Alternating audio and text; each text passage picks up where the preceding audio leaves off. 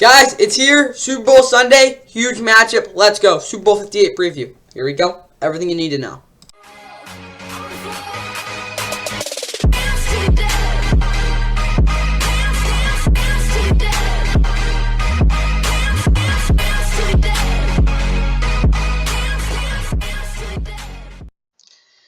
Oh yeah, guys, it comes down to this. The rematch of Super Bowl 54, Niners and Chiefs.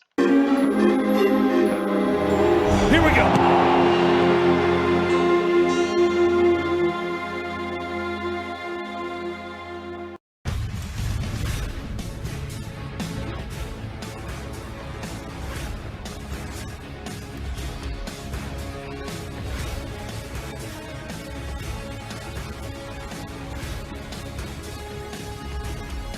And without further ado, guys, welcome back to the Fun NFL. And of course, please like and subscribe. Hope you guys enjoy the Super Bowl 58 preview. And of course, our matchup is the 1 seed out of the NFC, the San Francisco 49ers, overcoming two touchdown, I guess, fourth quarter deficits to reach this pinnacle against the Kansas City Chiefs, who of course are led by an elite defense and are looking to win their third Super Bowl under Patrick Mahomes, really trying to make a dynasty, of course, looking to try to repeat for the second time in their franchise's history. Of course, before we can get into all this, mumbo jumbo crap, I first gotta get into, the pregame, what's gonna go on with that, because it's ridiculous. Alright, first things first, anything that's on CBS or CBS Sports Network, depending on, when you start watching the coverage, it's gonna be on Paramount Plus, streaming on it, so again, if you have Paramount Plus, you can watch the Super Bowl. That's the best way I can put it. Not also CBS Sports Network. We'll have some other stuff as well. But looking at it, guys, again, what it's called. Again, I get two of these things have already happened. Of course, Super Bowl weekend. But Super Bowl weekend, again, for CBS Sports Network, at 11 a.m. It goes until, I think, noon. And again, with that said, though, NFL Game Day Morning starts right now on NFL Network. It goes from 9 to 5:30, so again, if you miss, the beginning, it really doesn't matter, because they have 8.5 hours of coverage. It's ridiculous, guys. This is what America does. It's crazy. Whatever, though. Postseason NFL Countdown on ESPN is from 10 to 2, a 4-hour show for them. So again, if you want to watch that, again, the ESPN dudes, they'll be on there. Of course, now we get into CBS's coverage of the Super Bowl. It starts at 11:30 in the morning on for Nickelodeon's NFL Slime Time. Of course, there's importance to that. We'll get to that in a minute. But again, that's from 11:30 to noon. So again, if any of you 5-year-olds, I guess, are watching it, I guess you can watch that. And as well, the Kitten Bowl, for whatever reason you want to watch that, it's on the Great American Family channel from at noon. I don't know when it's gonna end, but probably 2-hour thing. NFL Films, again, another CBS Sport more of the CBS Sports Super Bowl coverage again for the game. NFL Films, Road to the Super Bowl, noon to 1 Eastern on CBS. And then, I guess this is CBS's hype hour for the Super Bowl until, again, they really get into the coverage. But You Are Looking Live, I guess is the name of this. 1 to 2 on CBS. They're going to it's basically more pregame.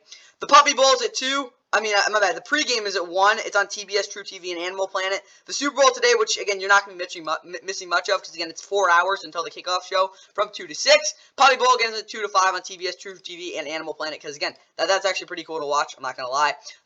But Super Bowl greatest commercials on NFL Network, again, after NFL Game Day Morning, which, again, is 8.5 hours for whatever reason. It's from 5:30 to 6:30 Super Bowl's greatest commercials. That's usually entertaining. And again, this is probably the time you want to start tuning into the game. The kickoff show is at 6. This is, again, when everything starts to happen. Again, the intro, which is honestly my favorite part of the Super Bowl, which might sound crazy because obviously the game, but yeah. It starts at 6. This is when you want to start watching. 6:30 is when, again, the game's going to really start to get going. But, again, the YouTube Super Bowl 58 kickoff show, again, starts at 6. It's also on CBS, Nickelodeon, NFL Plus. As well as Paramount Plus. Again, we'll get more into that in a second. And after, Super Bowl Game Center, so again, if for whatever reason you can't watch Super Bowl on CBS, Super Bowl Game Center will be at 6:30 on NFL Network, so again, you can get live updates on NFL Network. The State Farm post-game show, time permitting, because again, let's say for whatever reason you're listening to it on radio, we'll get to that in a minute as well. The post-game show is at 10 Eastern on CBS, just keeping that in mind for you guys again. This is when it's going to be, again, the award ceremony. It continues on CBS Sports Network as well, 10:30, again, Encores all night, so for whatever reason you want to watch the post-game, It's from 10:30 until, I don't even know, like 4 a.m. for that reason.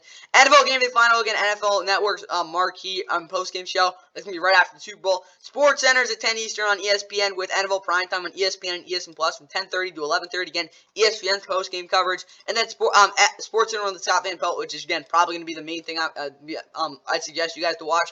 It's from 11:30 all night on ESPN. Again, encores of that. So, again, if you want to watch Sports Center with Scott Van Pelt from the more post-game coverage, it's all night on ESPN. Should be interesting to watch again after NFL Primetime, which again is live from the Super Bowl, but they'll be doing the main interviews for the players. And again, back to the actual game. So again, I kind of already mentioned it. What can you watch this game on? Well, it's going to be on CBS. Again, if you don't know what CBS is, it's the I don't even know how to pronounce it. It's a broadcasting company, but whatever. CBS is what has the Super Bowl, guys.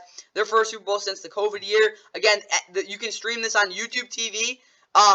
NFL Plus, Paramount Plus, which is the main streaming service. Again, you saw all the channels, all the pregame, all that crap. But the actual Super Bowl's at 6:30 on CBS. The pregame, the kickoff show starts at 6 Eastern. Postgame show, stuff like that. Again, we'll get the number 1 seed 49ers gets the number 3 seed Chiefs. We'll get into all the history after again. Brock Purdy and the Niners again. Kyle Shanahan looking to get to his win his first Super Bowl time. Sean McVay in that in that coaching race, obviously. But again, Kyle Shanahan's been to 2 Super Bowls in his career. One as an offensive coordinator, of course, the infamous Super Bowl 28-3 debacle. Then obviously back when these two teams last played in the Super Bowl, which of course was a 31-20 loss. We'll get more into that in a minute. But again, when we look at the who's going to be announcing this game, it will be Jim Nantz and Tony Romo. They'll be the game commentators. You'll be hearing them. Tracy Wilson and Evan Washburn. So again, they'll have people for both sidelines game. Since it's the Super Bowl, and of course CBS has Jay Feely, he will be doing the kicking game analyst. You'll see him, as well as the rules analyst Gene Steratore. He does everything for them for CBS. Of course, we look at the pregame show. So who you'll be seeing on the Super Bowl today?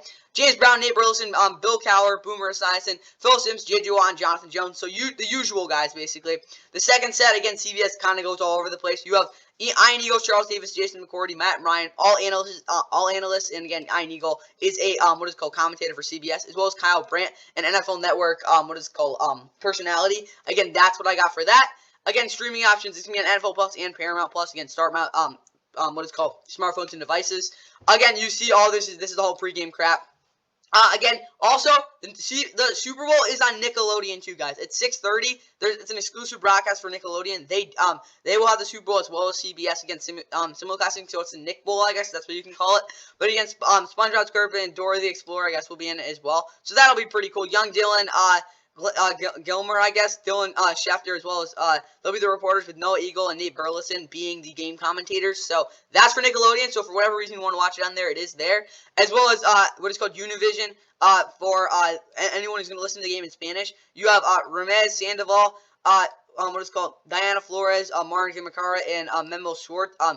Schultz, I think that's Schultz, something like that. They'll be announcing the game for the Univision for CBS. Again, all you have to do is press the SAP button on your TV remote. Westwood One, again, if you're listening to this on the radio. Game commentators Kevin Harlan and Kurt Warner. They're gonna have Super Bowl coverage all day. Again, you can see it starts at 2. Pretty crazy. Again, Entervision as well. Chiefs radio. Again, Niners radio. Normal stuff there, guys. Again, that is really all I got for this insane, way overcomplicated Super Bowl coverage. Again, we look at how these teams have fared. Again, Patrick Mahomes has never played against Brock Purdy. But we look at, again, the last couple of meetings they've had. 3 ever meetings from Patrick Mahomes and the San Francisco 49ers. The first one was in 2018. The Chiefs, back in week 3, Mahomes had a crazy touchdown pass. They beat the Niners to get to 3-0 then. That was a very good precursor to what the Super Bowl was, of course, with the Niners leading 20-10.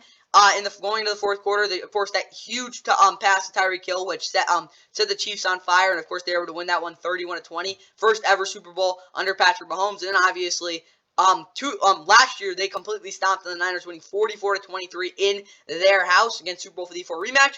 And now we have Super Bowl 58, guys. This should be a great game. Niners were the best team all season in the NFC. Chiefs really turned it on towards the end of the season. Again, this is not the same offense you're used to seeing. Let's get into the starting lineups now.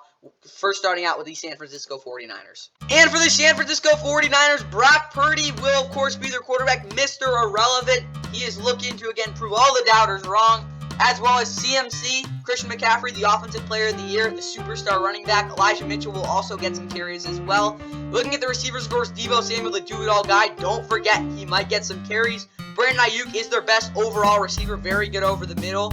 Juwan Jennings is also their slot. He also is a very physical receiver. Danny Gray, one of their special teamers, is on IR, so that is a little bit, that is a pretty big loss for them, obviously. But George Kittle and Charlie Warner are the tight ends. Charlie Warner, you probably won't see him catching any footballs, but he is a very good run blocker. Kyle Juszczyk, obviously, is one of the best fullbacks in the league. You could argue he is the best. He is their dude there. The offensive line has been healthy all year. Of course, you got Trent Williams, Aaron Banks, Jake Rendles, John Feliciano. I think this is only his third start of the year with the 49ers. Again, he's a very good veteran.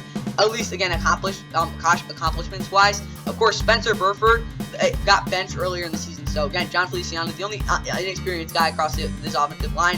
Colin Mavikevich is their right tackle as well. Again, when we look at it overall, guys, again, Trent Williams is one of the best tackles we have ever really seen in the NFL. The rest of the offensive line, though, is a little bit of a weakness. Defensively, though, of course, they traded for the number 2 overall pick in the 2020 NFL Draft, Chase Young, and Nick Bosa is on the other side. Randy Gregory will also get some snaps off the edge. Robert Beal Jr. is a very underrated pass rusher as well. Of course, they have the superstar interior defensive lineman in Eric Armstead, who, again, isn't as good as he used to be, but he's still very good. And, of course, Javon Hargrave, who is a complete beast. Kevin Givens, Javon Kinlaw, don't be surprised if they get in there as well. Of course, there's their second-string edge rusher, Cleveland Farrell. They will be without. He is on IR. Trey Greenlaw, Fred Warner, and Oren Burks are the linebackers. And if you didn't know, yeah, Usher's doing the halftime. So, yeah, that's kind of crazy. But whatever, Charvarius Ward, Deommodore Lenoir, Avery Thomas, and Isaiah Oliver are the corners. That will be something to watch out for. Charvarius Ward is very good, but last time, again, they played the Chiefs. They got torched to the tune of 423 yards and 3 touchdowns against Patrick Mahomes. Jahari Brown, a rookie strong safety, will be tasked with a lot of tough assignments. Of course, they will probably put Logan Ryan on some third down spots. But Tolunu Funga, their superstar, their super safety, he has been injured for most of the season. He again he's out for the season basically. So Jahari Brown will again get the start. We'll see what he can do, and of course with Tayshaun Gibson Sr., the reliable free safety for them there as well. But looking at the kicker, of course, Jake Moody, he's a Moody kicker. Don't be surprised if he misses a kick in this game. Mitch Wishnowsky is a very good punter. Ray McLeod, of course, has been a very good returner for them, as well as Tabor Pepper, the long snapper. Again, he didn't make the Pro Bowl, but, yeah, that's kind of what's going on there, guys. That's the Niners lineup. Now let's look at what the Chiefs are doing. And for the Kansas City Chiefs, Patrick Mahomes will be at quarterback. Blaine Gabbert is his backup. Isaiah Pacheco, Clyde Edwards-Helaire are their running backs. Michael Pirine might get a carry, of course, with Isaiah Pacheco being the main guy. Jerick McKinnon, who, of course, was a big part of that Super Bowl team last year, will not be able to play in this football game. Rashid Rice, again, he did injure his foot on Thursday, but he should be ready to go. I'm not going to say he's going to be 100% because we have seen guys come into the Super Bowl and just simply not be that. But, of course, he is there. Justin Watson, of course, is their other receiver, is their number 2 guy. MVS, if you don't know, Marquez Valdez-Scantling, is their deep threat receiver. He, of course, caught a huge pass to clinch their spot to the Super Bowl last week. 2 weeks ago, technically. But, of course, he's been inconsistent most of the year. But, again, he's come out the last couple weeks. McCole Hardman Jr. will probably be their 4th option. Of course, Sky Moore and Kadarius Toney have had some infamously bad plays this year. They've had rough years overall. Of course, you might see Richie James a little bit too, but I don't count on seeing much Kadarius Toney or Sky Moore, considering how they played when they actually got some opportunities. Travis Kelce, Noah Gray at tight end. Both of those guys are obviously very good. Travis Kelce, of course, being with Taylor Swift, all this publicity, arguably one of the best tight end ever. He's that good. Donovan Smith, again, he'll be a left tackle, as well as Juwan Taylor. Both these guys have had pretty mediocre seasons, but we'll see how they can play in the Super Bowl against one of the best pass rushes the NFL has to offer. Lucas Niang is a backup, though. With Joe Thuney, of course, the superstar left guard, out for the Kansas City Chiefs. Nick Allegretti, a backup, will get the start. Of course, he started for the Chiefs back with the last time they were in they had a chance to repeat back in Super Bowl 55. He struggled big time in that game. Let's see if he can get redemption. Creed Humphrey, of course, the guy they drafted next year. He's been the best center in the league since he's come up. Trey Smith is a very good right guard as well. For this defense, George Karlaftis and Mike Dana are the big headliners here off the edge. And Mike Dana's been very underrated this year. Of course, Charles Omeni, who's definitely their most explosive and most dynamic pass rusher this season, tore his ACL in the AFC Championship. He will not be playing in this football game. Felix Anduki-Uzama, a rookie, again, first-round pick, has been very disappointing when he's been on the field. But who knows? Maybe he can play a little bit and see what he can do with that. B.J. Thompson, maybe he gets a couple snaps. course, with Chris Jones and Neil Farrell, who did not expect to start in this game. Of course, with Derek Nottie, unfortunately getting injured. Tershawn Wharton will also probably be in there. Again, depth will be definitely tested on this defensive line in this game for the Chiefs. Linebacker-wise, they're about as healthy as they'll ever be.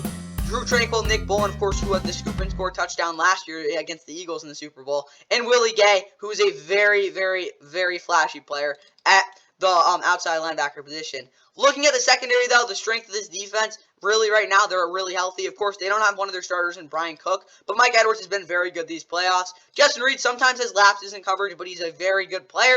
L'Jarius Sneed, Trent McDuffie are two of the best corners in the NFL, and they, of course, have been unbelievable this year. L'Jarius Sneed a little more than Trent McDuffie, though. Jalen Watson is their slot corner. He's a very aggressive player. Don't be surprised if he makes some big plays. Joshua Williams as well will probably be their dime package guy. Looking at their kicker, Harrison Butker, he's had his probably best year of his career this season. Tommy Townsend is also a very good punter. Richie James is the Chiefs returner, and James Winchester is their long snapper. That is all I got for Kansas City, guys. Let's look at how both these teams can win the Super Bowl, with starting out with the 49ers. As you can see, guys, the Super Bowl logo, and also we got the Niners and the Chiefs. Let's talk about the San Francisco 49ers first, though. With their offense, Brock Purdy is going to, of course, their starting quarterback, has to hit the early underneath passes to get in rhythm. Basically, what this means, is, again, he'll have some underneath check down throws, again, short passes. If he can hit those really easily, get in sort of a rhythm, gain a little bit of confidence, it'll really help him subside those, what is called early jitters that he will get being in such a big game.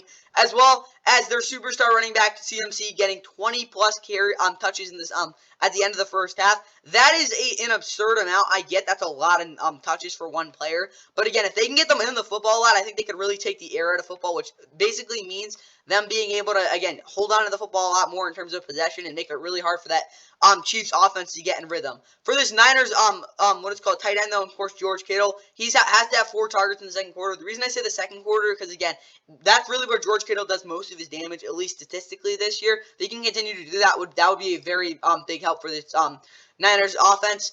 And outside of that, we look at it, 350-plus total yards, again, as an offense will really help out. Again, it's a really hard defense to put up yards against. I would be surprised if they did put up 400, despite how dynamic they are. But again, if they can have over 350, I think they'll have a very good chance to win. But to have 350 yards, I really think, again, they're going to have to score at least 3 out of their 5 red zone chances. If they get that many chances, again, they're going to score at least 60% of the red zone drives. Because if they don't, it's going to be hard for them to, again, put up as many points as they need to win this football game. Now let's look at their defense. And for San Francisco's defense, the main thing they have to make sure that they're able to do as a collective unit is keeping the wide receiver for the Chiefs, Rashee Rice, under wraps with good, sound tackling. Basically, what this means is if, again, he catches the ball, they got to make sure he doesn't get any more yards after that catch. Because, again, if he's able to do that, it'll be really hard for this defense to, again, consistently get off the field on those big third downs. No big plays allowed to Marcos Valdes-Scantling, of course, the guy who has made some big plays for the Chiefs in their last 2 wins to get to the Super Bowl. Again, if they don't give up any big plays to him, he's not going to hurt them. And the last thing for them really is Nick Bosa. Of course, they're one of the best defensive players in the NFL, getting at least 8 pressures, which is, again, affecting the quarterback when, again, Patrick Mahomes drops back. They need Nick Bosa to get back there at least 8 times, make something happen. He's got to be a major factor in this game if this Niners defense is going to succeed. That is all I have for the 49ers. Good luck to you guys. Not really, but yeah, time for the Chiefs. And for the Chiefs offense, you guys can't afford to be down by 14 or more points going into the fourth quarter. I just don't think this offense will have, again, the firepower or the consistency to be able to come back from that type of deficit. I get they were able to come back down from what is called 2 scores back 2 Super Bowls ago. I mean, back when they played in Super Bowl 54. But I don't see that happening in this game because, again, if they do get down by that much, I could see it ending the way the last time they tried to repeat, of course, back in Tampa in Super Bowl 55. But another big thing I think is if Patrick Mahomes doesn't force anything, it's going to be a lot easier for this offense to, again, get moving. It's okay to take sacks if you're him. Obviously, you don't want to, again, force a ball outside the numbers and get it picked off. That is when this offense struggled this year. Obviously, another big thing is getting that number 1 receiver, Rashee Rice, of course, the rookie, 10-plus targets. He has been one of the better yak receivers in the league and, of course, the best yak player for them. If he can have at least 10 targets in this game, I think this offense could move the football very well. As well, Isaiah Pacheco, the running back, running for over 150 yards. I think he needs to have a big game, like bruising game. If Isaiah Pacheco, again, the second-year running back, can have anything similar to what he's been able to do this season, I think this offense will have a very nice game. And in my opinion, again, you're going against one of the best offenses in the league to really have a chance of winning, to win this game. 25+ points is a good way for that to happen. Yeah, probably a pretty big thing, guys. Don't let the receiving crypt in it, which, of course, if you didn't know, has been what is called a major concern for the Chiefs all season. They can't let that be the lasting factor. Again, that can't be the reason they lose the Super Bowl, guys. That is all I have for their offense. Let's wrap this thing up with their defense. And for the Chiefs defense, carry the load like the reason you got here. Of course, the reason this Chiefs team is in the Super Bowl, to be completely honest, is because of this defense. Again, they got to carry the load. They got to have that confidence. They got to play the way they have been playing. Trent McDuffie being on his toes but not hesitant early. If you didn't know, last year as a rookie, Trent McDuffie did struggle a little bit in the Super Bowl. Of course, he gave a big play to the #1 receiver on the Philadelphia Eagles, A.J. Brown. If he can continue to, again, develop, again, a little maturity-wise, and, again, just be ready in this game. Don't get too overexcited. That would be huge. But, again, he cannot hesitate, because if you didn't know, if you are a cornerback and you do hesitate, you're already beat. Because, again, you don't already know what's going to happen with what the receiver's going to do. But if you give him an extra step, he's going to beat you. Next thing, though, is L'Jarius Sneed. Under 8 targets against, of course, that means he's got to have a very good game in coverage. I mean, he can't give up anything in terms of separation. L'Jarius Sneed's got to play his best game of his career. As well, under 20 points allowed, I don't think that's going to be the hardest. I mean, that's going to be hard to do because, again, considering how many points the Niners have scored this season. But, again, if they're able to hold him under 20, it'll give them a very good shot to win. And 5+ sacks as well. As a defense, guys, again, getting good pressure, but finishing pressures, making it really hard on Brock Purdy to do much of anything, will be a very good way for this Chiefs defense to help the overall team win this football game. And that is all I have for this Chiefs defense, guys, and that is all I have for the Super Bowl 58 preview. Good luck to the Kansas City Chiefs, and see you tomorrow for the recap of this game. Good luck to both teams. See what happens.